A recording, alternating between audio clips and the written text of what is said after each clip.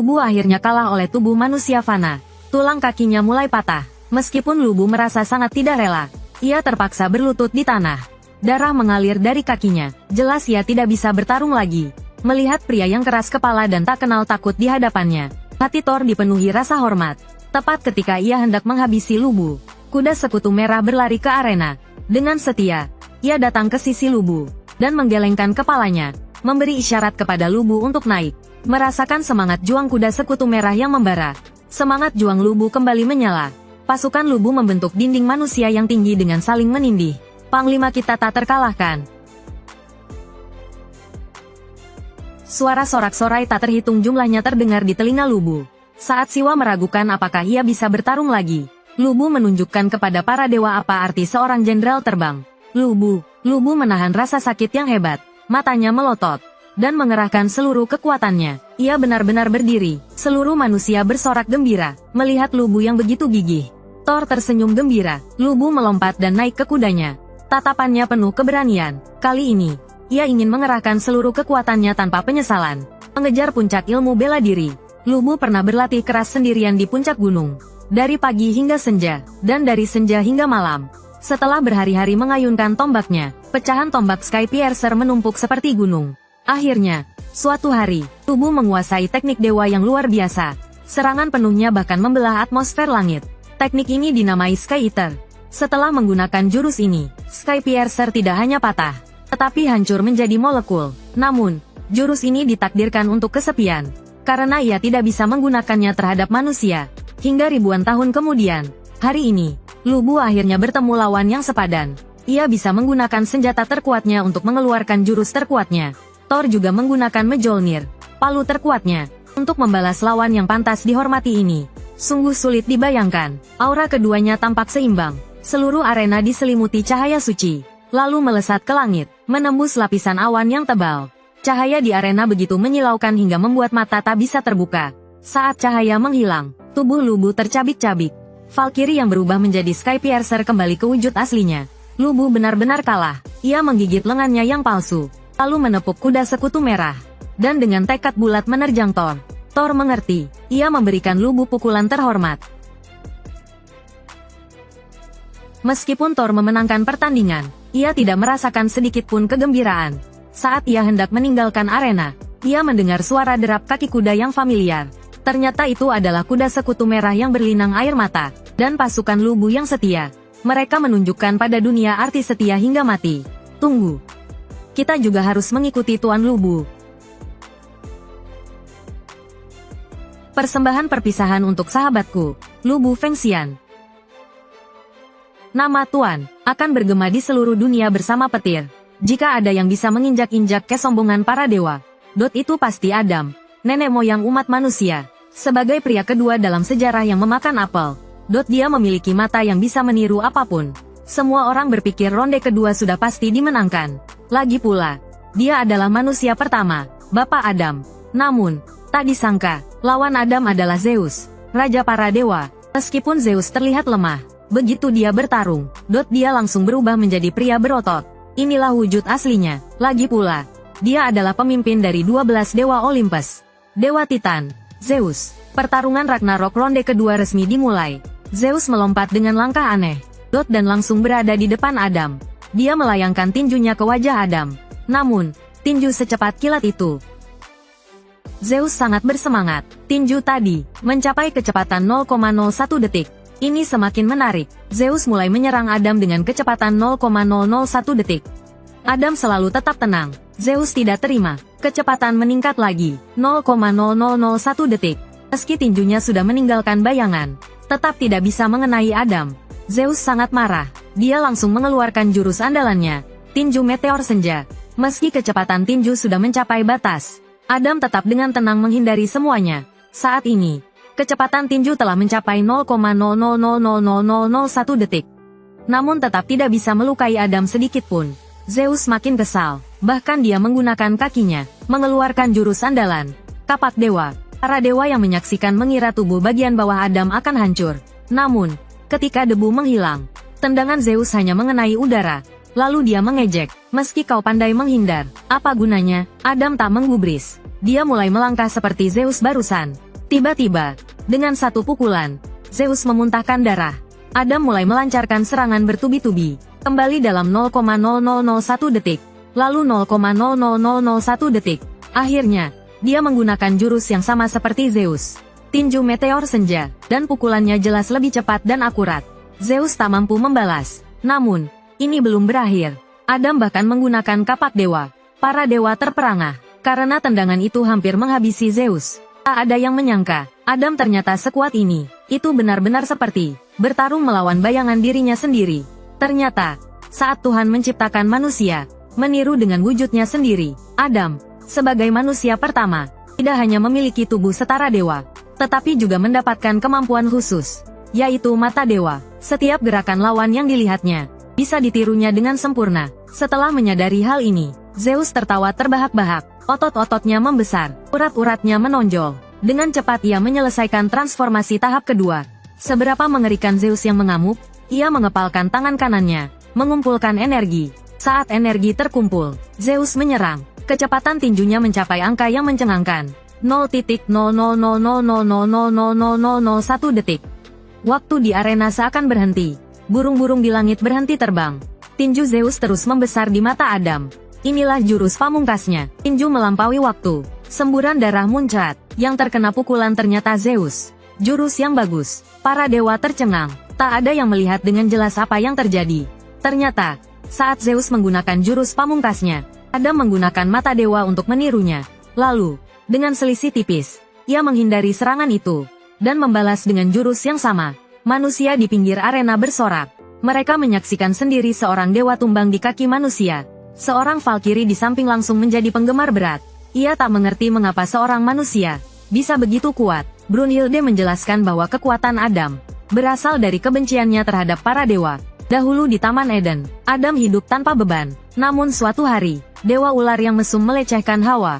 Hawa menolak. Dewa Ular menjadi marah, dan menuduh Hawa mencuri buah pengetahuan.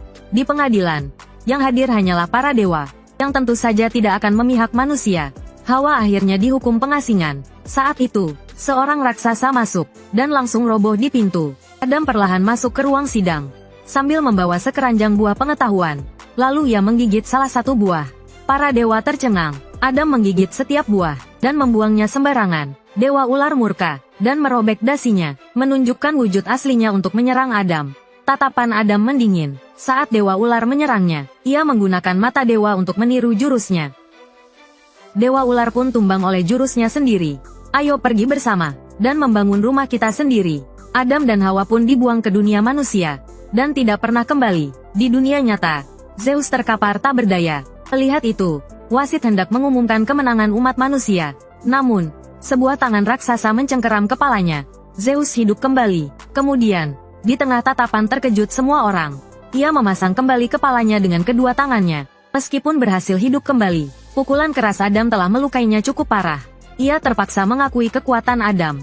Namun, sebagai dewa yang maha tahu, ada satu hal yang membuatnya bingung. Ia tidak merasakan kebencian terhadap para dewa dari Adam. Lalu ia bertanya pada Adam untuk apa ia bertarung. Adam memberitahu Zeus, saat kau harus melindungi anakmu. Apakah perlu alasan lain? Seluruh umat manusia meneteskan air mata haru. Mereka serentak berdoa. Mereka hanya berharap satu hal, yaitu agar Adam bisa menang dengan selamat. Benar-benar buta, suamiku.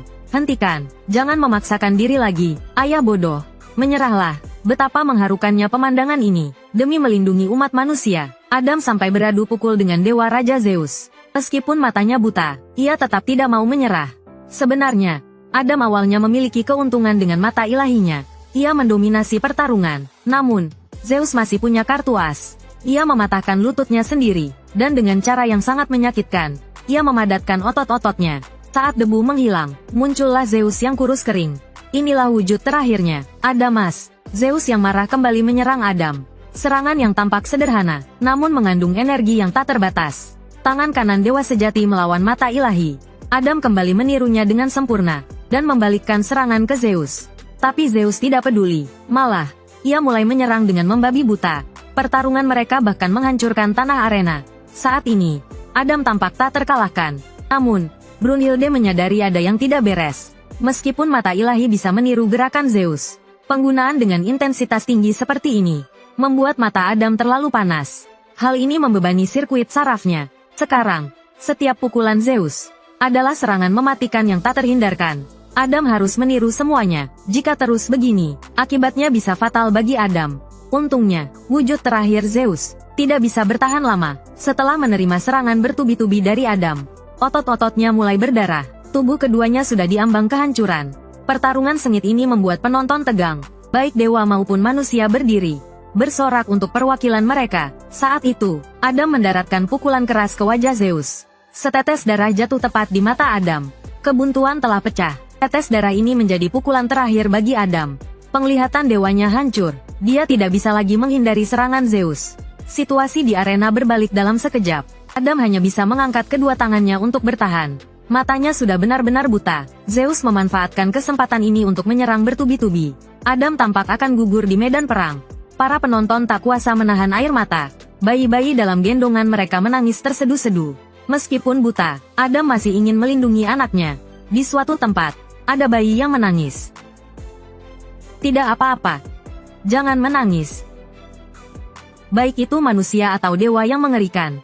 Ayah akan mengalahkan mereka semua. Saat Zeus melancarkan pukulan berat, Adam tiba-tiba menangkap rambut Zeus. Keduanya pun memasuki pertarungan ketahanan terakhir. Mereka saling beradu pukulan dengan sekuat tenaga.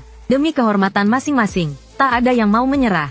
Meskipun tubuh mereka sudah diambang batas, mereka terus saling menghajar. Pertarungan sengit ini baru berakhir saat senja. Setelah melancarkan pukulan terakhir, Zeus tiba-tiba berlutut. Sementara Adam tetap berdiri, dengan senyum di wajahnya. Semua orang mengira Adam menang. Namun wasit menyadari, Adam tidak bergerak. Istri Adam, Hawa, Zeus menjelaskan, sebelum dirinya tumbang, Adam sudah mati.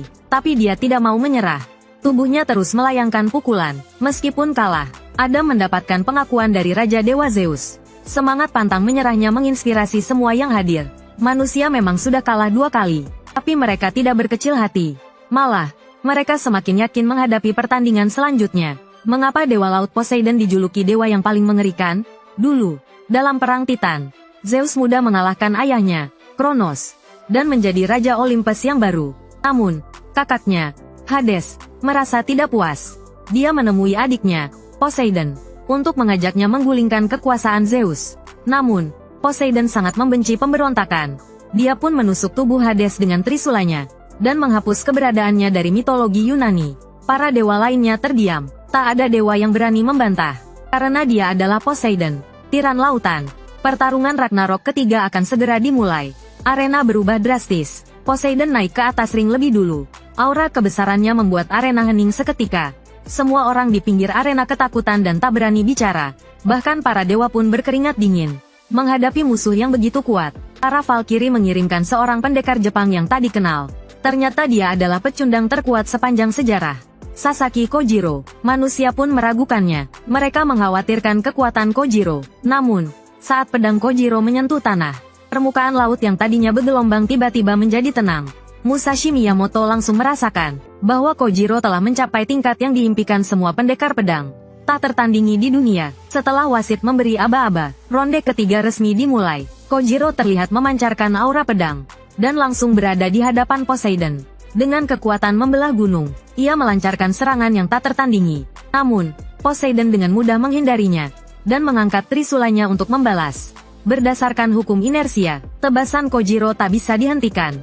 Tapi, dengan menggabungkan pengalaman kekalahannya yang tak terhitung jumlahnya, ia kini memiliki cara untuk mengatasinya. Ia menggertakkan giginya, dan mengerahkan kekuatan pada kedua tangannya. Mengangkat kembali pedang saktinya. Inilah jurus andalannya, Tsubame Gaeshi. Meskipun hanya memotong sehelai rambut emas Poseidon, itu membuktikan bahwa Kojiro memang layak bertarung.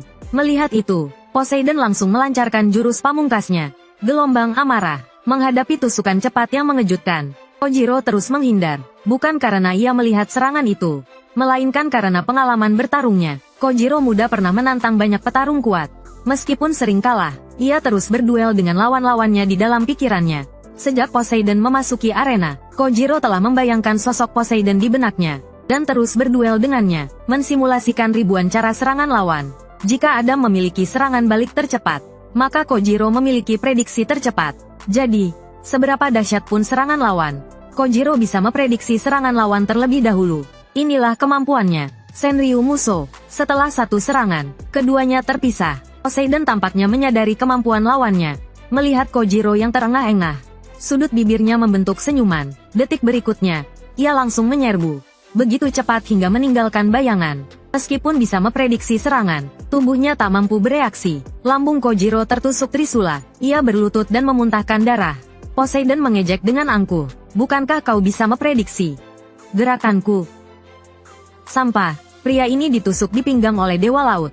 Berlutut dan memuntahkan darah. Tapi dia masih menolak untuk menyerah. Melihat itu, Dewa Laut Poseidon langsung melancarkan jurus pamungkasnya. Petir dewa yang menghantam laut. Menghadapi tusukan cepat Dewa Laut, Sasaki hanya bisa bertahan. Namun seiring berjalannya waktu, dia bisa memprediksi serangan lawannya. Para dewa merasa takjub. Manusia biasa bisa memprediksi gerakan Dewa Laut. Itulah kemampuan Sasaki. 1000 tangan tanpa tanding. Ini ilmu pedang Sasaki. Hampir menyamai ranah para dewa. Ia dengan cepat mendekati Dewa Laut. Dan melancarkan serangan dahsyat. Dewa Laut berhasil menghindar. Tapi Sasaki masih punya rencana cadangan. Ia membalikkan pegangan pedangnya. Dan menggunakan jurus pamungkas aliran Ganryunya.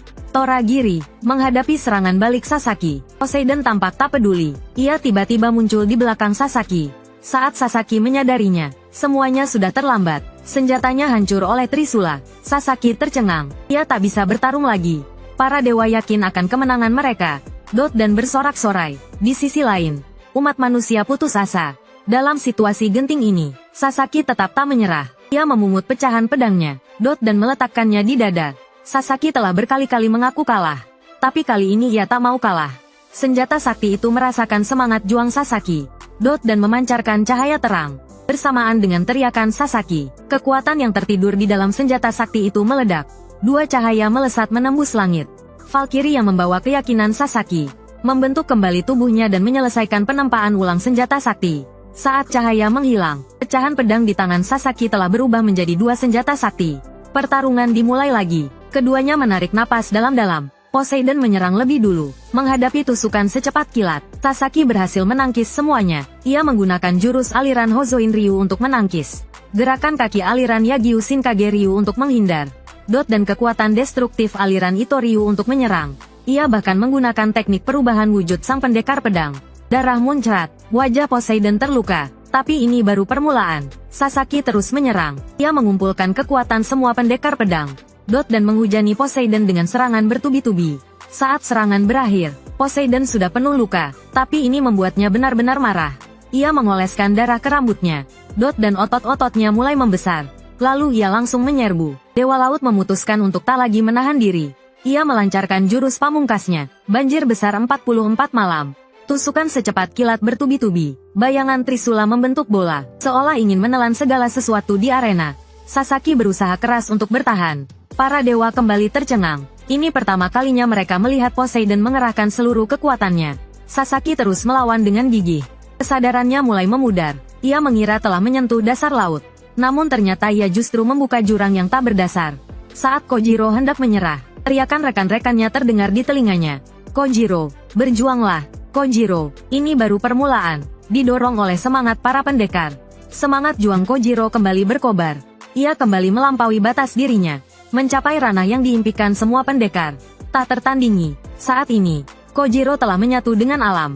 Bukan hanya gerakan lawan, bahkan getaran udara, dan getaran tanah. Dapat ia prediksi, serangan Poseidon selanjutnya tak mampu mengenainya. Bagaimanapun Dewa Laut menyerang, Kojiro dapat memprediksinya dengan sempurna. Saat pedangnya menyentuh dasar laut, ia akhirnya tiba di hadapan Dewa Laut. Sasuga, serang, dengan jurus pamungkas aliran Niten Ichiryu. Tsubame Gaeshi, Manji Guruma.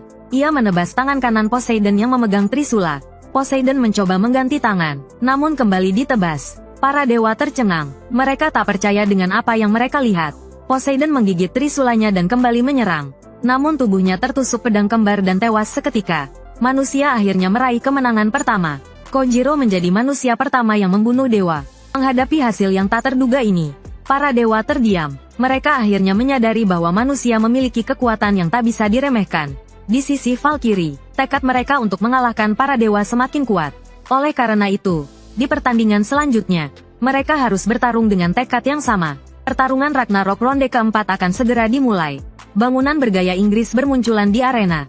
Demi meraih kemenangan, Valkyrie mengirimkan pembunuh berantai paling terkenal dalam sejarah, Jack the Ripper. Untuk membalaskan dendam, para dewa Yunani mengirimkan pahlawan terhebat dalam mitologi Yunani, Herakles. Dalam pertarungan antara keadilan dan kejahatan ini, siapakah yang akan menang? Mari kita saksikan pertarungan ini.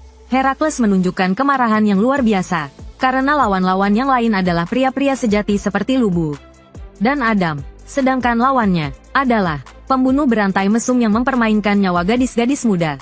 Kenapa dia? Ini lelucon macam apa? Brunhilde. Jack tampak kesal. Ia langsung mengeluarkan senjatanya, dan dengan mudah menebas lampu jalan di pinggir jalan. Lalu ia menatap Herakles dengan penuh provokasi. Saat Herakles hendak memulai pertarungan, Jack berbalik dan kabur. Dalam sekejap, ia menghilang di gang sempit. Klerus merasa dipermainkan seperti badut. Dia segera mengejarnya. Saat dia melihat Jack lagi, dia mendapati Jack sedang santai minum kopi. Jack bahkan menawarinya secangkir. Klerus mengangkat senjatanya, siap menyerang. Namun, dia terkejut melihat kawat baja yang sangat tipis di depannya. Jika dia sedikit saja lengah, mungkin dia sudah buta sekarang. Dia memutuskan kawat itu, tetapi tiba-tiba hujan pisau kecil menghujamnya. Untungnya, Klerus memiliki tubuh yang kebal. Semua pisau itu menjadi besi tua. Senjata manusia toh tidak bisa melukai dewa. Jack terus minum kopinya, seolah tidak peduli. Klerus sudah berada di sampingnya. Saat dia mengangkat senjatanya untuk menghantam Jack, Jack mengeluarkan pistol dari sakunya. Tapi yang ditembakkan adalah kait pelarian. Melihat Jack melarikan diri lagi, kemarahan Klerus memuncak. Dia menghancurkan tanah dan melompat. Lalu, dia mendarat di atas Jack. Dia langsung mengayunkan senjatanya ke bawah. Dengan panik, Jack mengeluarkan gunting untuk menangkis. Namun, gunting sakti itu hancur berkeping-keping. Manusia di pinggir lapangan merasa putus asa. Apakah pertarungan ini akan berakhir di sini?